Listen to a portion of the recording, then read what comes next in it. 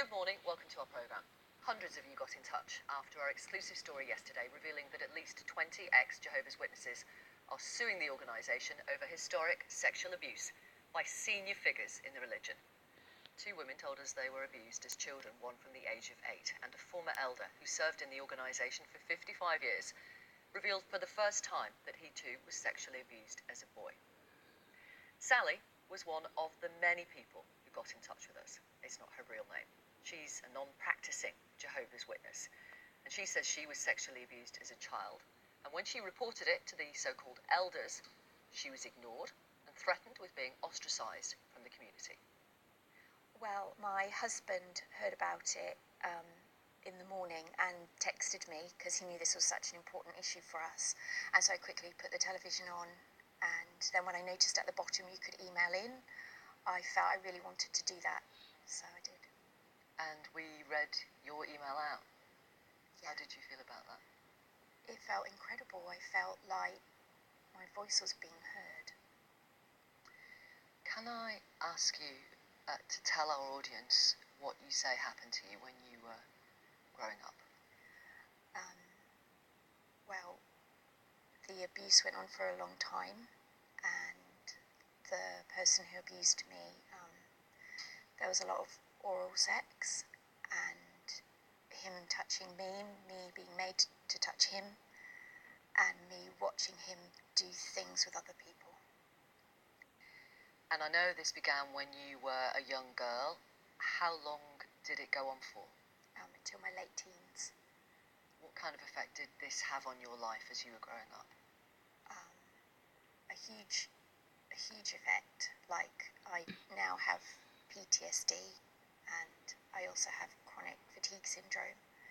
It's been very hard to function normally. I've had a lot of mental and physical health problems.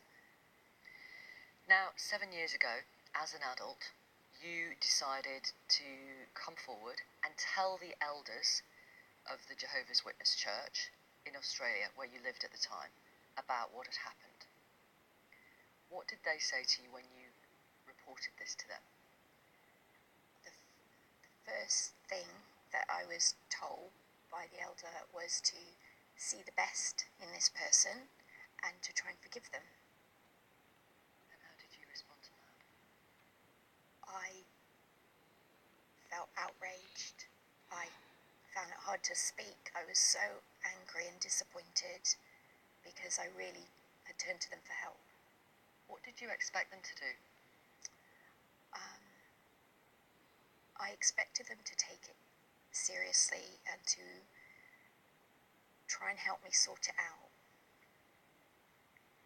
By doing what? Well, in the Jehovah's Witness organisation, they arrange judicial committees when sins or crimes have happened, and I really fought for that to happen with my abuser, but it never happened. And do you know if that was because of the so-called two-witness rule? Yes. I.e. where the person who says they're being abused and a separate person has to witness the abuse from the abuser? Yes. And it was just impossible in your case for you to meet those bizarre requirements. They always want the two-witness rule, and they also want you before. The first thing they want is for you to go and confront your abuser, and that wasn't something at the time I could handle doing. Why do they want you to go and confront your abuser? It's based on a scripture that when you have a problem with someone, you go and you talk to them about it first before the elders get involved. How do you feel about that? It's disgraceful. I was seeing a psychologist at the time and asked her opinion, and she said, "You're not ready to do that. That could be too traumatizing for you." You later moved back to the UK. Did you tell the elders in the church here about what had happened to you? Yes. And how did they react? They were very sad that it hadn't been sorted out, and they actually helped us to write a letter, which was then sent to London headquarters. It was kind of sent to the headquarters, but we never heard back anything from that. Yeah. So you were hopeful initially that this letter being sent to the HQ of the church would lead to some kind of action against the person you say abused you? Yes, we wanted to keep trying until we felt it seemed pointless trying anymore. No one was going to do anything. Did you consider going to the police? Once I'd been through a few years of therapy, I did go and make a report to the police. And how have they investigated? At the moment, there's not enough evidence, and also I didn't feel mentally strong enough to take it further, so I just told them my story, which was recorded. You did post on social media about the way the Jehovah's Witnesses had handled your reports of child sexual abuse. How did the elders, the so-called elders, react to that post? Within days, they contacted me and my husband, and they said that if we didn't take the post down off social media, they would arrange a judicial committee for me. To investigate you? Yes, and if you're not repentant of what you've done, you are disfellowshipped, which means your whole Jehovah's Witness community has to shun you. Right. You're effectively exiled or chucked out. Yes. And that judicial committee, which they threatened you with, was what you'd asked them for in order to investigate the person you say abused you? Yes. So how did you feel about the way you were being treated? It was unbelievable. I felt it felt like abuse. I felt like I had no voice in the community I'd grown up in the organisation I was brought up to love. I felt like I was being silenced again, and possibly losing a lot of people that I loved and relied on for support. And so, what is the situation now? Have you been ostracised? Have you been silenced? What do you want to happen now? Well, at the time I did take the post down because I have a family and children, and I was frightened of how it would affect us, so I heartbreakingly took the post down. However, now, largely because of that, none of our family go to the Jehovah's Witness meetings anymore, and are trying to build a new life outside of it. What do you think your church should do if someone comes to them with allegations of sexual abuse? They should be encouraged to go straight to the police. And it should not be, no attempt should be made to investigate internally or to keep it within house? Definitely. This is something, it's a crime. It's not just a sin, and it needs to be dealt with seriously and properly. Well, thank you very much, Sally, for not only contacting us yesterday, but coming onto the programme today, and I hope you feel that you've been given a voice to a certain extent. Thank you. Thank you. And if you need advice or support, you can contact our action line. It's bbc.co.uk/action line, or call 0800 077 077, where you can hear recorded information, and those lines are open 24 hours a day. We asked for a representative from the Jehovah's Witnesses to come onto our programme, of course.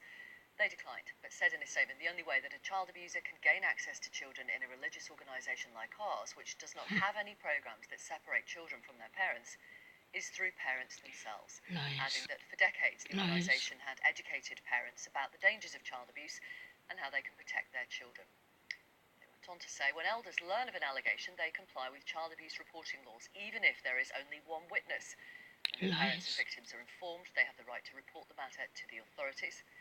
If a congregant has been guilty of child sexual abuse, the statement said, our elders inform parents with minors so that they can take measures to protect. What about the community Let's talk now to around Tom them? Spiel, a solicitor representing abuse victims who are pursuing the Jehovah's Witnesses in a civil action. Why? That's correct.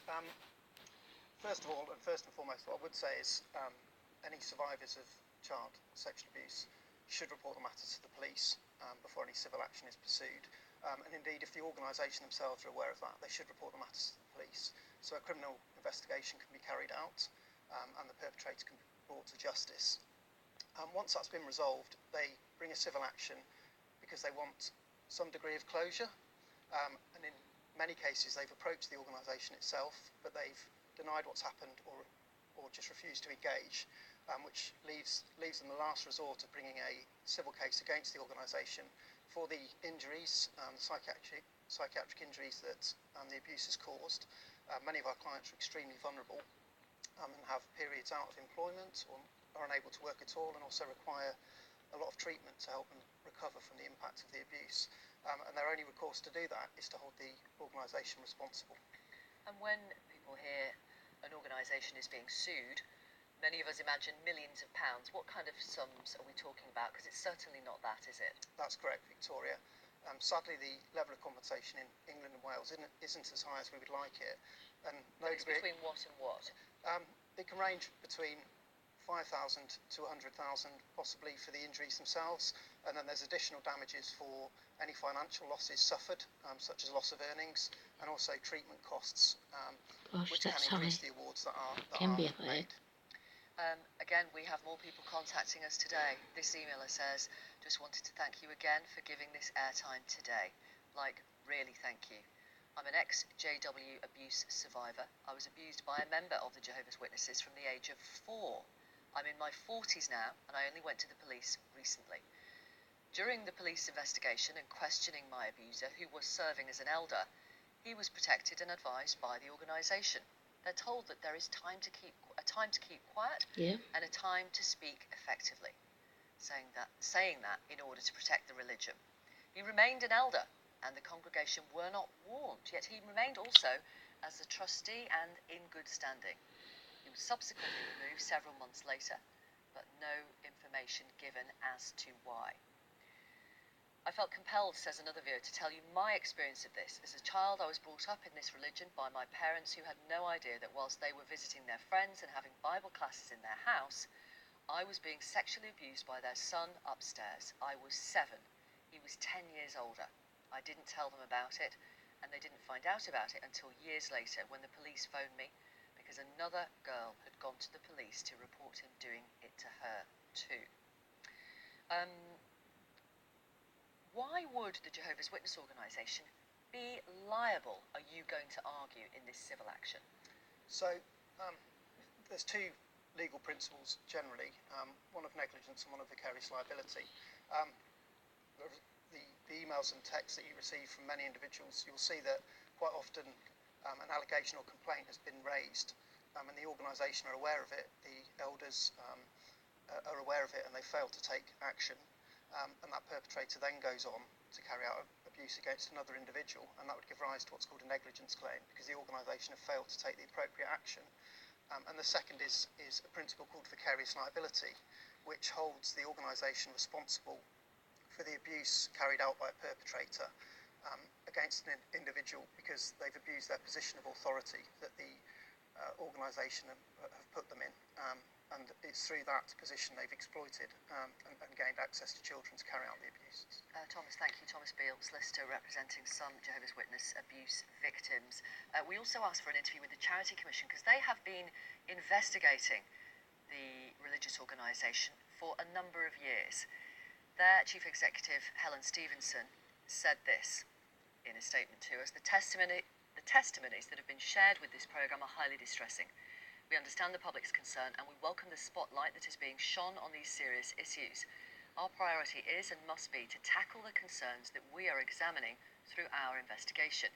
While that continues, it would be unhelpful and a disservice to those affected for us to discuss or speculate on these issues in public. We understand why people care, and it's crucial that we get to the full truth of these very serious issues before speaking out publicly about our findings. I urge anyone with information that may be relevant to our inquiry to contact the Commission or the police as appropriate. Thank you to you. Thanks for coming on the programme. Thank you to you as well for continuing to get in touch with us on this really serious issue. And I will